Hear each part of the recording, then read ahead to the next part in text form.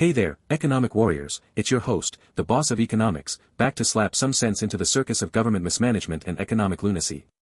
Buckle up, because today we're diving headfirst into the latest economic dumpster fire, US manufacturing, inflation, and a government that's basically playing Jenga with your financial future. Spoiler alert, the tower's about to topple, and guess who's holding the bill?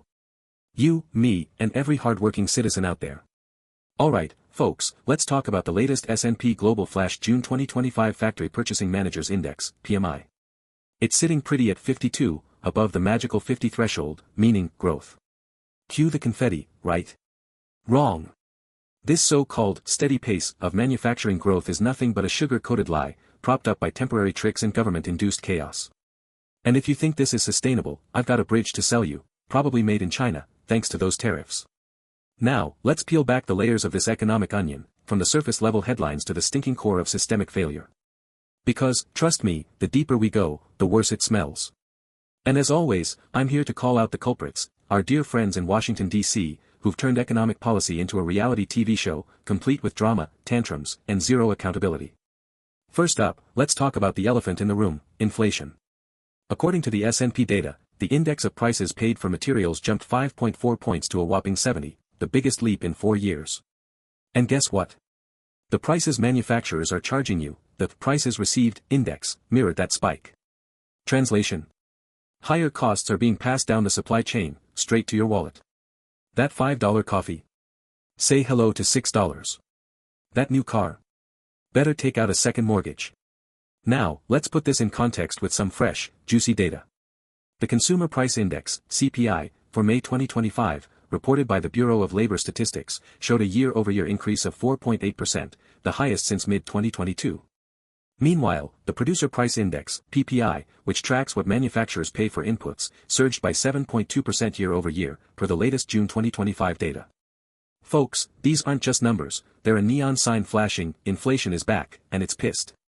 But wait, it gets worse.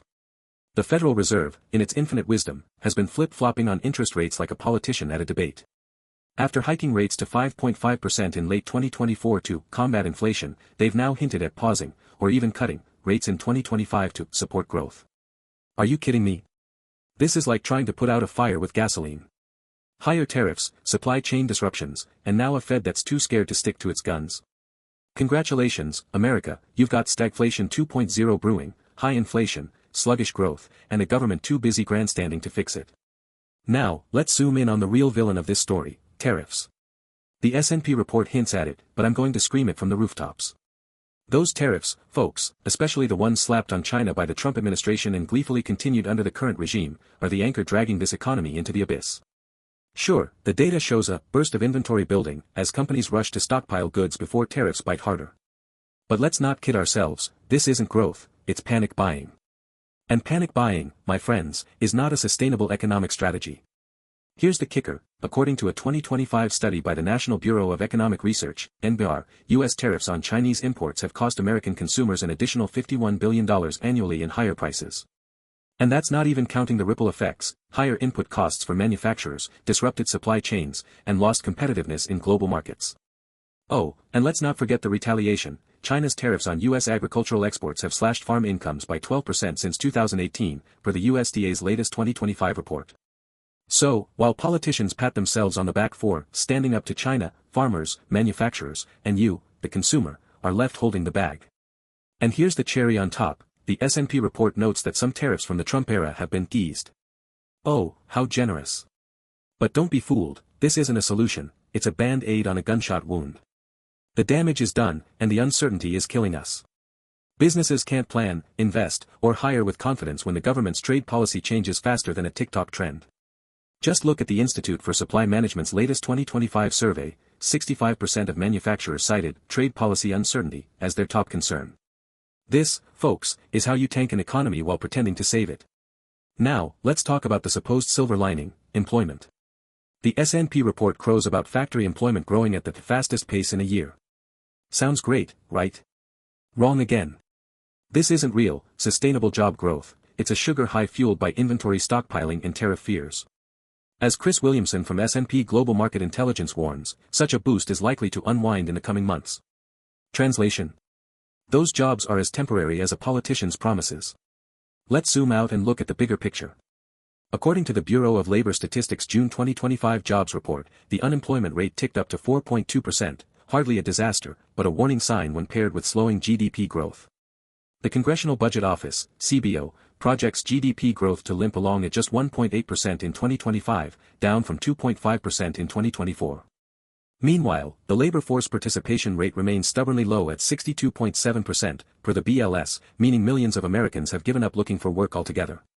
And don't even get me started on underemployment, those part-time gigs masquerading as jobs, while people struggle to pay rent. Here's the real kicker, the jobs being created are increasingly in low-wage, precarious sectors. A 2025 report from the Economic Policy Institute, EPI, found that 60% of new jobs since 2023 pay less than $20 an hour.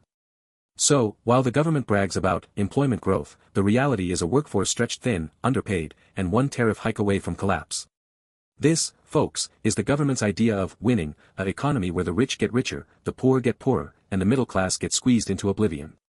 Now, let's tie it all together and gaze into the crystal ball of economic doom. We've got runaway inflation, self-inflicted tariff wounds, and a job market on life support. What's the endgame? A recession, folks, and not just any recession, but one that could make 2008 look like a picnic. The warning signs are everywhere, if you're willing to look past the government's smoke and mirrors. First, let's talk about consumer confidence, the lifeblood of any economy. The University of Michigan's Consumer Sentiment Index for June 2025 plummeted to 62.3, the lowest since November 2022. Why? Because people aren't stupid, they see the higher prices, the stagnant wages, and the endless political bickering. They're tightening their belts, and when consumers stop spending, businesses stop hiring, and the whole house of cards comes crashing down. Second, let's look at the bond market, the canary in the coal mine for recessions. The yield curve, specifically the spread between 10-year and 2-year Treasury yields, inverted again in May 2025, per Federal Reserve data. Historically, an inverted yield curve has predicted every recession since 1950, with a lag of 6 to 18 months. Do the math, folks, we're staring down the barrel of a downturn by mid-2026, if not sooner. And finally, let's not forget the global context.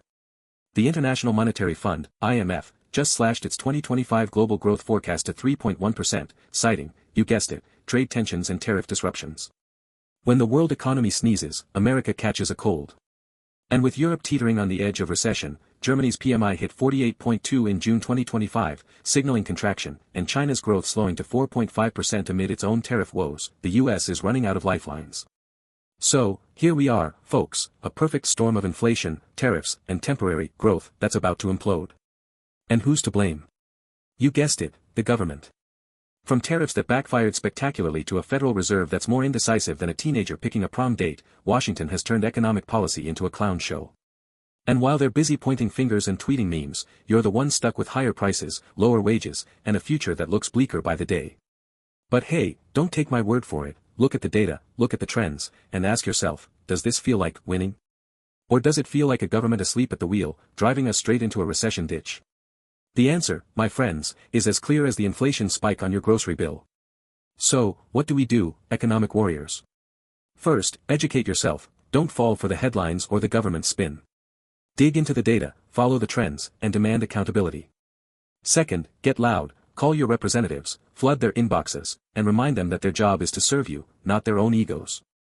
And third, protect yourself, diversify your investments, cut unnecessary expenses, and brace for impact.